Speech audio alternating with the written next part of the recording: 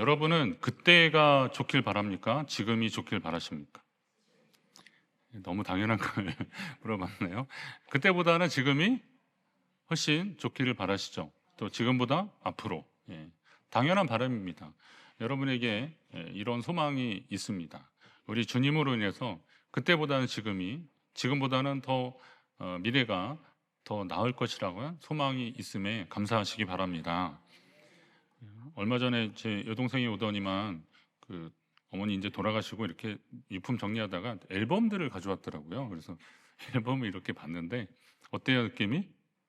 제 이제 저 관련된 사진들이 많으니까 이제 봤는데 좀 어리고 좀 풋풋한 거 빼놓고는 야, 그때 왜 이렇게 촌스러웠는지 막 머리도 막 제가 고3 때 하도 머리 뜯기고 선생님 막 밀고 그래가지고 그게 한이 맺혀서 대학교 1학년 한 중반까지요 머리를 이렇게 길렀어요.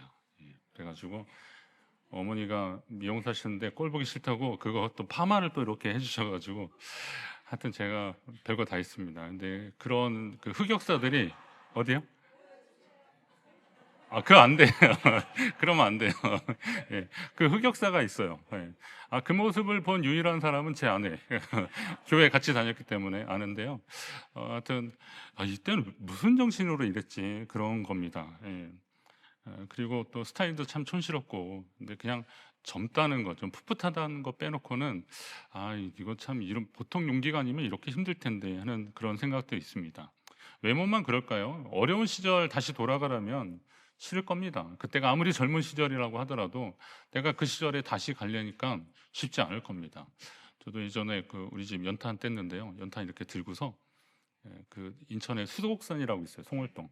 그쪽에 이렇게 들고 가던 기억이 있습니다. 어머니 이렇게 다라이시고 가셨는데 그때는 진짜 다 그렇게 사는 줄 알았는데 또 이렇게 물도 이렇게 마을 공동 우물에서 이렇게 초롱으로 떨어가지고 이렇게 하시던 시절. 여러분 제가 무슨 뭐 죄송합니다. 월남에서 왔습니까? 그럼 우리나라에 있었던 일들인데 그 시절로 다시 가라면 가겠습니까? 그렇지 않잖아요.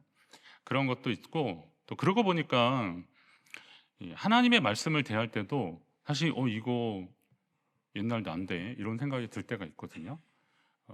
하나님의 말씀에 이게 말씀이 살아있잖아요. 활력이 있고 혼과 영감이 관절과 골수를 찔러 쪼개며 이 교회 처음 오신 분들은 이 말에 깜짝 놀라신다 그러더라고요.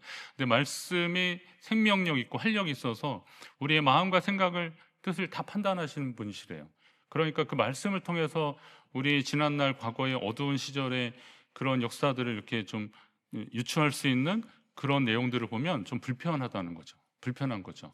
나는 예수 그리스도로 구원받아서 그리고 또 회개해서 죄사함의 확신이 있는 것 같은데도 그런 말씀들을 읽을 때 뭔가 좀 불편하고 그런 것은 왜 그럴까? 아직 그럼 내가 죄사함을 덜 받은가? 구원파 사람들이 말하는 것처럼 그런 건가? 그게 아니고요. 그런 말씀을 통해서 이전에 우리가 어땠는지를 한번 깨닫고 지금 하나님 앞에 더 감사하는 계기로 삼으라는 것입니다. 피하고 싶지만 그러나 지금은 이전보다는 훨씬 나은 영적인 상태로 하나님 앞에 있지만 이전에 내가 하나님 밖에 있을 때 그리스도 밖에 있었을 때 어땠는지를 좀 알면 지금 우리가 얼마나 큰 은혜를 받은 사람들인지 그리고 그 은혜로 살고 있는지를 알고 감사할 수 있게 된다는 겁니다. 오늘은 그런 마음으로 말씀을 좀 보려고 합니다. 사람들은 이렇게 말하고 행동하고 그러면 다 살아있는 것 같지만 성경은 우리를 허물과 죄로 죽었던 자라고 말하고 있습니다. 허물과 죄로, 그냥 허물은 그냥 놔두고 그냥 죄로 죽었던 자라고 그렇게 말하고 있습니다. 하나님과 단절된 상태는 영적인 죽음의 상태이기 때문에 그렇습니다. 본문에서 말하는 그때는 우리가 허물과 죄로 죽었던 그런 때입니다. 보통은 죄로 인해서 죽을 수밖에 없는 인생이다라고 우리가 그렇게 기도하고 또 그렇게 많이 알고 있지만 죽을 수밖에 없는 그거는 죄의 대가로 죽을 수밖에 없다라고 하는 앞으로 장차 이루어질 것 같은 미래형이지만 그러나 바울 사도는 아예 허물과 죄로 죽었던 이렇게 단정하고 있습니다. 죄와 불순종이 우리를 사망에 이르기 때문에 그렇습니다.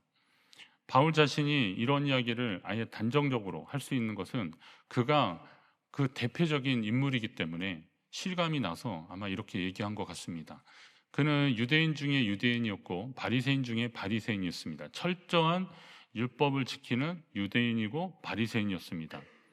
그가 보니까 하나님을 참 사랑했는데 너무 사랑해서 자칭 하나님의 아들 예수란 사람이 활동하다가 십자가에 달려 죽었는데, 그러니까 유대의 공회에 의해서 판단이 되고, 그리고 로마 총독에 의해서 십자가형을 선고받고, 그리고 십자가에 달려 죽었는데, 그 자기들 선생 예수가 살았다고 주장하면서, 부활했다고 주장하면서 그 여전히 그를 믿고 따르는 사람들이야말로 하나님을 모욕하는 사람들이다 라고 단정을 한 거예요. 그래서 그들을 핍박하고 잡아 가두려고 그렇게 애썼던 사람입니다. 만약에 이 바울이 예수님과 동시대의 사람이라면 아마 예수님을 고발하고 십자가에 못 박으라는데 가장 앞장섰을 것입니다. 그 정도의 열심을 냈던 사람입니다. 근데 문제는 이 열심이 잘못된 열심이었다는 거죠. 잘못된 열심. 저는 이 말씀을 이렇게 준비하면서 그런 생각도 해봤어요. 허물과 죄로 죽었던 너희가 그랬는데, 저는 어려서부터 교회를 잘 다녔잖아요. 모태신앙이잖아요. 그럼 내가 이렇게 죽을 만한 죄가 뭐가 있을까? 내가 어디 뭐 경찰서 한번 운전하다가 이제 뭐 벌칙금 딱지 한번 몇 번 떼봤지만, 그래 제가 그런 신세를 져본 적이 없는데 내가 그렇게 죽을 죄인이었을까라고 생각이 될 정도입니다. 그런데 어느 영상을 보면서 그 모태신앙이었던 어느 분이 그런 얘기 하더라고요. 죄의 부패성은 이게 가만 놔두면 이게 결국은 살인에 이르게 정도로 이게 자라나는 속성이 있다는 거죠. 죄는 이게 계속 점점 커지는 겁니다. 그러니까 아무리 작은 죄라도 이거 무시하면 안 되는 거예요. 이게 계속 부패하고 그리고 더 강해지면 거기에서 어떤 흉악한 죄가 나올지 모르는 거죠. 그렇기 때문에 나는 살인 강도가 아니다라는 것 때문에 나는 그렇게 죽을 죄를 지지 않았다라고 말하는 것도 교만이고, 하나님이 말씀하시는 죄의 속성을 잘못 오해하고 있는 거라는 겁니다. 잘못하고 오해하는 겁니다. 그러니까 잘 생각해 보시면 잘못된 열심으로 하나님을 섬기는 것도 결국은 하나님께 불순종하는 겁니다. 아론에게 나답과 아비후라고 하는 두 아들이 있었습니다. 제사장이 이제 아론의 아들들이 제사장직을 맡았으니까 이 두 아들들도 제사장이었죠. 근데 이 사람들이 뭐 말하자면 이제 다른 불을, 민수기에 보니까 다른 불을 들이다가 죽었다 그랬어요. 다른 불이라는 의미가 뭐냐면, 원래 그 분향단에다가 그들이 분향을 할 때는 제단에서 꺼지지 않는 제단의 불이 있었는데 이 불을 갖다가 폈어야 되는데, 아마도 뭐 무슨 이유인지 다른 불을 갖다가 분향단을 핀 겁니다. 그랬더니 하나님이 그들을 죽게 하셨더라고요. 그럼 제가 이제 생각해 본 거죠. 아니 다른 사람도 아니고 제사장이 그것도 하나님 섬기다가 그 정도 실수한 건데 이걸 이 사람들을 죽인단 말이에요. 이게 좀 너무하신 거 아니야? 막 무슨 드라마나 영화, 이거 너무한 거 아니야? 막 이런 생각이 들었어요. 그래서 아니, 그러면 이걸 어떻게 받아들여야 될까? 제가 좀 사실 납득이 좀 안 됐어요. 그런데 그 말씀들을 가만히 보면서 아까 제가 말씀드린 거예요. 하나님이 보시기에 적어도 제사장이라면 다른 불을 들이면 안 된다는 거 알았을까요? 몰랐을까요? 알았어요. 아는 거예요. 그랬는데도 그들이 다른 불을 들였다는 거는요, 불순종한 거예요. 불순종.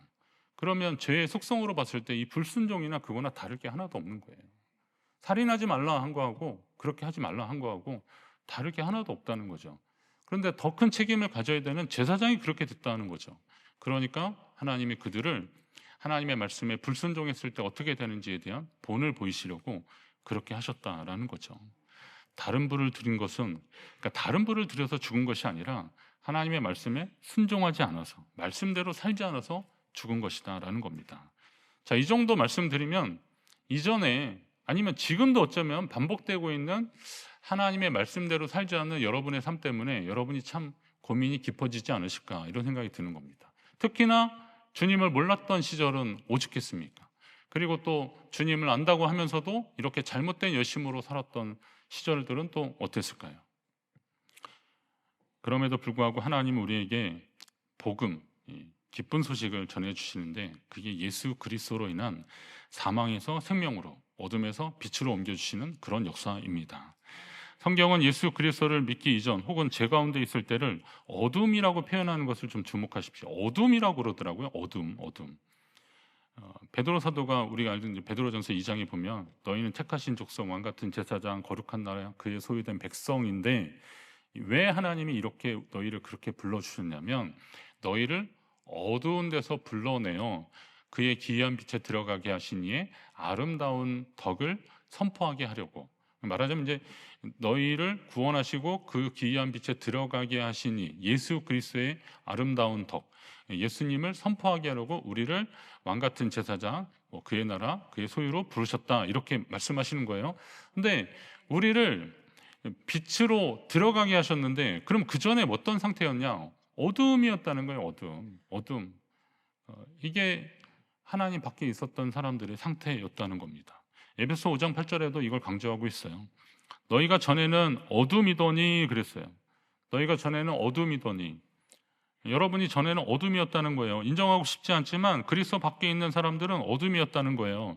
그런데 이제는 주 안에서 빛이라 주의 빛의 자녀들처럼 행하라라고 말씀해 주고 있어요.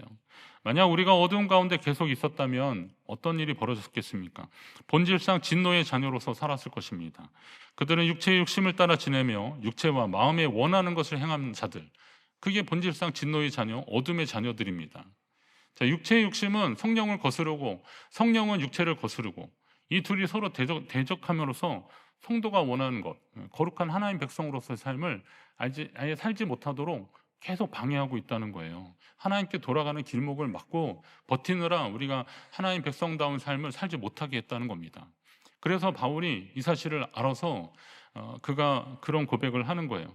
로마서 7장에 보면 그러므로 내가 한 법을 깨달았는데 그 선을 행하기를 원하는 나에게 악이 함께 있는 것을 알았다는 거예요. 선과 악이 내 안에 함께 있었다. 내 속사람으로서는 하나님의 법을 즐거워하지만 내 지체 속에서는 한 다른 법이 내 마음의 법과 싸워서 내 지체 속에 있는 죄의 법으로 나를 사로잡는 것을 보는도다. 내 안에 선함과 악함이 공존하는데 대부분 그냥 방치하면, 그냥 놔두면 악함이 선을 이기는 구조가 그게 우리의 모습이었다는 거예요.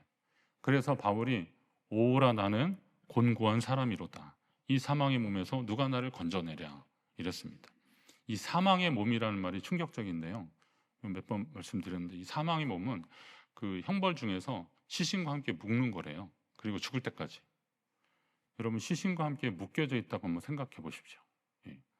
그 코를 찌르는 그 썩는 냄새 이런 거 있잖아요. 눈을 떠봐도 감아도 계속 그 앞에 있다고 느껴진다고. 그리고 같이 죽는 겁니다. 바울이 오죽하면 이 사망의 몸에서 누가 나를 건져내랴 이렇게 고백했겠습니까? 끔찍한 겁니다. 근데 주님 밖에 있으면 그랬다는 거예요. 결국은 그렇게 될 수밖에 없는 인생이라는 겁니다. 그러한 우리에게 임한 주님의 은혜가 뭐예요?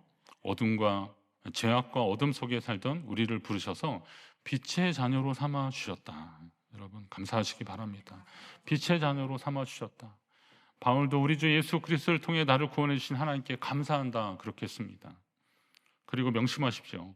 바울은 이 영적 상태를 그리스도 안에 있는 생명의 성령의 법이 죄와 사망의 법에서 저와 여러분을 해방한 것이라고 그렇게 표현했습니다. 예수님도 그런 말씀하셨잖아요. 누구든지 내 말을 듣고 또 나를 보내신 이를 믿는 자는 영생을 얻었는데 영생을 얻고 심판에 이르지 아니하는데 사망에서 생명으로 옮겼느니라. 자, 사망에서 어디로요? 생명으로 옮겼다는 거예요. 사망에서 생명으로 옮겼다. 그러니 이제 다시는 죄와 사망의 법이 여러분을 지배하지 못하도록 하셔야 됩니다. 사망에서 생명으로, 어둠에서 빛으로 나아가시기를 주님의 이름으로 축원합니다. 하나님이 여러분을 구원하신 것, 하나님의 자녀 만드신 것이 얼마나 놀랍고 귀한 것인지를 여러분이 또 잘 아셔야 됩니다. 아니 뭐 그거야 모르겠습니까? 하지만 약간 그 하나님을 몰랐던 사람이 하나님의 구원 역사에 대해서 어떻게 평가하는지를 보면 이게 얼마나 놀라운지를 알 수 있는데요.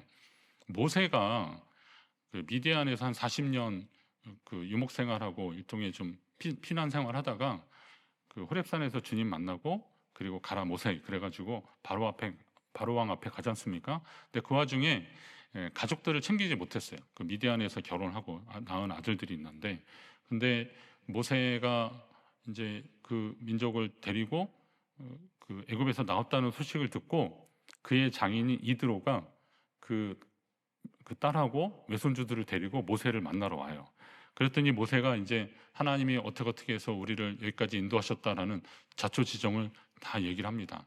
그랬더니 이드로가 하는 말이 그거예요. 이제 내가 알았도다. 여호와는 모든 신보다 크심으로 이스라엘에게 교만하게 행하는 그들을 이기셨도다. 이렇게 얘기합니다.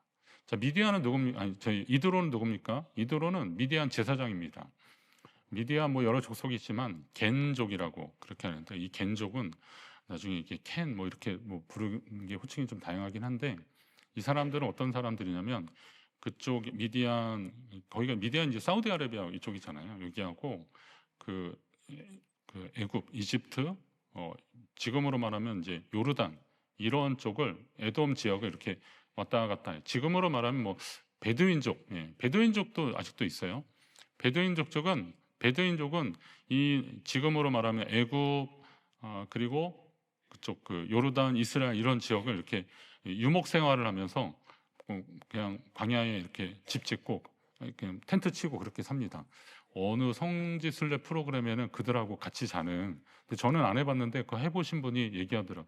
밤하늘은 예쁜데 두 번 가고 싶진 않다고. 되게 힘들대요. 거기 그 지침 환경도 너무 힘들고. 근데 그런 생활을 계속하는 사람들이, 이 사람들은 뭐 여건이 있는 사람도 있고 없는 사람도 있고 막 그래요. 막 일부 다처 생활도 하기도 하고 막 그래요.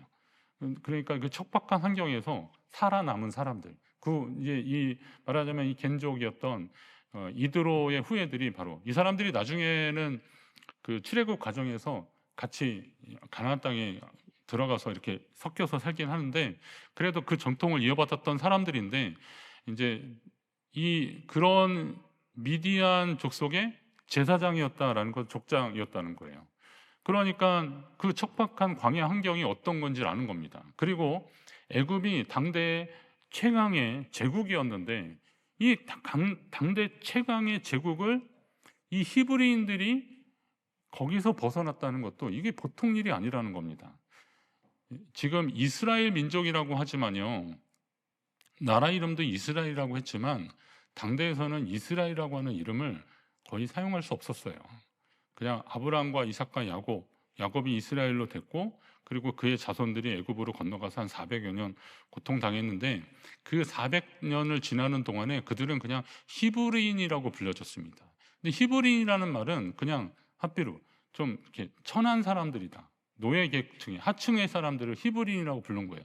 그러니까 이 히브리인들에게 하나님이 어떤 일을 하셨는지를 보고 그 이방인 제사장, 그 당시에 광야나 애굽의 그 정세에 능통했던 이 이드로가 그 하나님을 찬송하고 있는 거예요. 여호와께서 이스라엘에게 큰 은혜를 베풀어 주셨다라고 말하는 겁니다.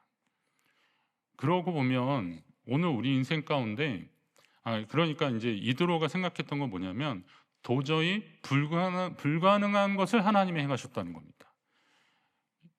그리고 나서 우리의 삶을 딱 보면 우리는 도저히 우리 개인의 힘과 능력으로는 도저히 불가능한 하나님의 자녀된 자격으로 오늘 이 자리에 있다는 사실을 아셔야 됩니다. 그거는 구원의 상황인데요, 그게 바로 하나님의 은혜라는 겁니다. 은혜. 여러분, 이 은혜에 감사하시기 바랍니다.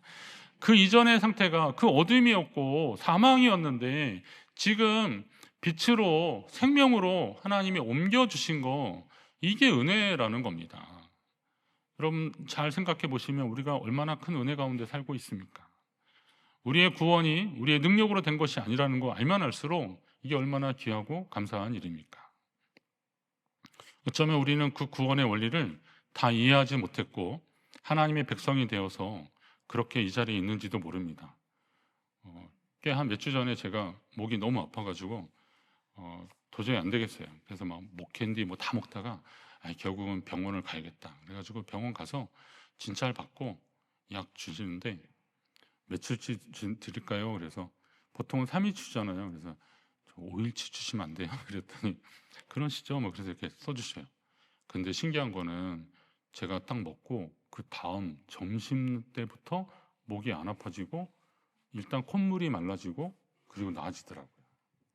자, 제가 그 안에 들어간 약 성분을 다 알고 먹을게요, 그냥 먹을게요? 예, 저는 말아도 잘 모르겠더라고요. 그래서 제가 약사가 안 되는 거예요.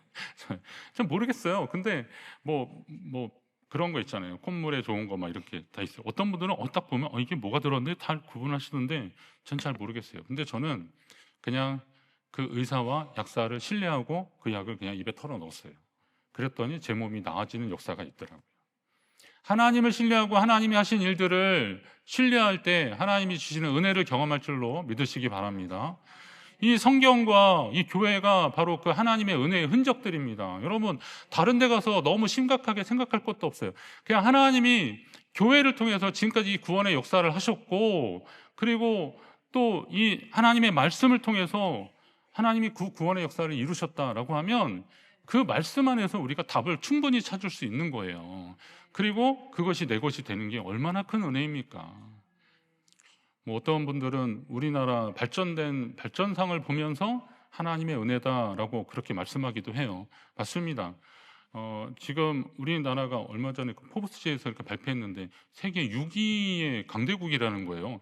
좀 저는 이해가 안 되는데 그쪽에서 그렇다니까 거기가 무슨 이렇게 찌라시 수준의 그런 거 만드는 회사가 아니잖아요. 그러니까 그런가? 라고 다시 보게 되는데 왜 그럴까 했더니 우리나라의 그 첨단 이렇게 그 산업들이 물론 그런 거 얘기할 때는 이제 양극화나 빈부격차 이런 거 얘기는 안 할 수는 없지만 하여튼 그래도 전체 평균으로 봤을 때는 우리나라가 세계에서 뛰어나다는 거예요. 근데 그 이전에는 어땠는가 한번 생각해 보면 사실 놀라운 은혜를 경험했잖아요. 그래서 이거를 어떤 분들은 하나님이 선교의 도구로 삼으려고 그러셨다라고 그렇게 결론을 지으면서 우리가 이럴 때 더 정신 바짝 차리고 복음 전하는 선교 한국이 돼야 된다 이렇게 말씀하시는 분들도 있고요. 또 멀리 갈 것도 없고 여러분의 생애 가운데 우리가 신앙생활하면서 요즘같이 좋은 환경에서 신앙생활할 수 있을 때가 언제 있었습니까? 잘 생각을 해보십시오. 제가 전에 우리 성도님이 그 성서공회 그 총무 장로님 하고 사돈을 맺어서 저하고 이렇게 연결이 돼서 그분이 책을 보내주시고 그러면서 통화도 하고 그랬는데요. 그분이 그런 얘기 하시더라고요. 목사님, 우리나라 성서공회가 세계 최고라는 거예요. 여러분, 이렇게 좋은 성경책 어느 나라에서 볼 수 있는지 아십니까? 제가 다른 나라 이렇게 가봐도요, 우리나라처럼 성경 이렇게 좋게 만드는 데 없어요. 아니나 다를까 세계 한 100 몇십 개 저기로 이 성경 만들어서 여기서 만들어서 수출한대요. 수출 효자 종목으로 모르겠어요. 기독교적 관점에서는 그렇게 잘한대요. 번역도 열심히 하고. 그래서 이걸 이렇게 나눠준다는 겁니다. 교회는 어떻습니까? 요즘 우리나라의 방송 장비나 이런 건데 공연이나 이런 예술 무대도 있지만 교회 때문에 이런 장비들이 많이 발전이 돼요. 지금 이거 저희 교회도 장비 좋습니다. 너무 자랑하면 누가 훔쳐갈까봐. 그런데 하여튼 되게 좋아요. 우리 교회에서 설교한 목사님들은 되게 장비 좋다고. 왜냐하면 이게 잘 들리거든요, 저한테. 여기는 어떨지 몰라도. 근데 여러분도 그냥 감사하시잖아요. 이런 최고의 시설에서 예배하고 있고 성경도 해지지 않는 성경. 오늘 우리는 비록 헤어졌으나 근데 이게 이별이 헤어진 게 아니라 이게 해졌다는 말이에요. 성경책이 헤어졌는데 근데 여러분 이거 속은 멀쩡한데 겉이 좀 해졌잖아요. 이거 기독교 서점에다가 잘 보내면 한 3만 원 정도 천연 가죽으로 투자하시잖아요. 그러면 여러분 돌아가실 때까지 해지지 않습니다. 제가 보장합니다. 비닐 성경은 해져요. 그거는 왜 그러냐? 또 사라고 그런 거예요. 그러니까 가죽만 좀 잘 바꾸면 누가 일부러 찢지 않으면요, 이거는 평생 가는 거예요. 아니, 이렇게 좋은 환경에서 또 더우면 시원하게 하고 추우면 따뜻하게 하는 그런 환경에서 예배하는 지금이야말로 역대급으로 가장 좋은 믿음의 환경인데, 그리고 한국에 어떤 분이 가서 신학 공부하러 갔더니 그 교수님이 그러더래요. 야, 한국에서 왜 신학을 공부하라 우리나라에 왔냐 그러더래요. 그래서 왜 그런가 했더니 아니, 한국 교회는 그래도 계속 부흥한 교회인데 우리는 계속 문 닫는데 그러면 살아있는 신학이 그 나라에 있는데 왜 여기까지 와가지고 돈 들여서 공부하냐고 그러더라는 거예요. 아니나 다를까 선교사님들한테 감사한 게, 초기 우리 믿음의 선배들한테 감사한 게 신학교를 계속 세웠어요. 신학교. 우리는 전 세계 아마 통신신학교 있는 데는 우리나라밖에 없을 것 같습니다. 방송통신대 이런 것처럼 신학교도 통신을 해가지고 어떻게 하든 목회하고 싶은 분들은 그렇게 하라고 그러더라고요. 그래서 막 교단까지 만들고 막 그러는데, 물론 이제 우리가 진리를 잘 수호하고 잘 가르쳐야 되는 책임은 분명히 있는데, 각 교단별로 신학교들이 잘 있고 또 좋은 교수님들로서 인해서 신학적인 어떤 기초를 잘 할 수 있는, 그래서 어느 목사님이든 어떤 말씀을 읽을 때 이 말씀에 대해서 전혀 엉뚱한 얘기 안 하고, 옛날에 그 바나바는 권위자라 그래가지고요, 그거를 옛날에 어느 목사님이 설교하는데, 바나바는 권위자였습니다. 그의 권세는 얼마나 크고 놀라운지 모릅니다. 그 권위가 그 권위가 아니에요. 권면하고 위로하는 권위거든요. 근데 이거를 권위, 이런 옛날에 이런 설교 하셨던 분들이 많았다는 거예요. 근데 지금은 그런 설교 없거든요. 뭐 저도 그냥 공부한다고 계속 했어요. 예. 그런 상황에서 성경이 오역되지 않고 또 잘못 가르쳐지지 않는 이런 시대에 하나님이 우리를 하여금 신앙생활을 하게 하셨다. 이건 정말 감사한 거 아닙니까? 그렇다면 성경, 그리고 말씀, 기도, 그리고 교회 소중히 여기면서 신앙생활 하셔야 되는 겁니다. 자, 다시 그때로 돌아가시겠습니까? 돌아가선 안 되잖아요. 그럴 수도 없잖아요. 그때는 진노의 자녀로 살았기 때문에 우리가 행하는 일들 가운데 소망을 발견하기 어려웠습니다. 그러나 지금 우리의 모습이 어때요? 보라, 지금은 은혜 받을 만한 때요. 보라, 지금은 구원의 날이로다. 이 말씀이 나오는데 이게 2000년 전의 말씀이잖아요. 그때하고 지금하고 더 좋아지면 좋아졌고, 하나님이 더 은혜를 부어주시면 부어주셨지, 더해주면 더해주지 감하시진 않을 거라고 본다면, 지금이야말로 그 구원의 때, 은혜의 때라는 거예요. 성경을 잘 볼 수 있고 말씀을 잘 들을 수 있고, 코로나 생기면서 이 유튜브가 얼마나 발전이 됐는지, 어느 교회는 제적교인보다 한 몇십 배 유튜브 채널에 사람들이 몰리는 그런 시대, 다 말씀을 어디서든 들을 수 있는 시대, 지금이 바로 은혜 받은 때라는 겁니다. 그럼 이런 때에 하나님 앞에 감사하시고요, 그리고 하나님이 우리에게 주시고 싶어하는 것들을 받아 누리면 되는 거죠. 그건 뭐냐면 그때의 그 어둠의 일이 아니라 지금 이 생명의 때, 이 빛 가운데 있을 때 하나님의 자녀다운 삶을 선택하시고 그렇게 살아야 한다는 겁니다. 여러분에게 이런 은혜가 있기를 간절히 바랍니다. 어둠에 놓인 진노의 자녀의 삶이 아니라 하나님의 은혜와 구원을 아는 자녀의 삶을 살라고 하나님이 우리를 응원하고 계십니다. 우리는 모두 주님 앞에 다 서게 될 텐데, 그렇다면 과거의 모습으로 자랑할 건 없지만 지금의 모습은 하나님의 은혜를 증언하고 있었다라는 그런 모습이 하나님 앞에 보여져야 되는 겁니다. 이 사실은 우리에게 감사와 또 헌신의 삶을 결단하게 하는 겁니다. 여러분, 어떻게 사시겠습니까?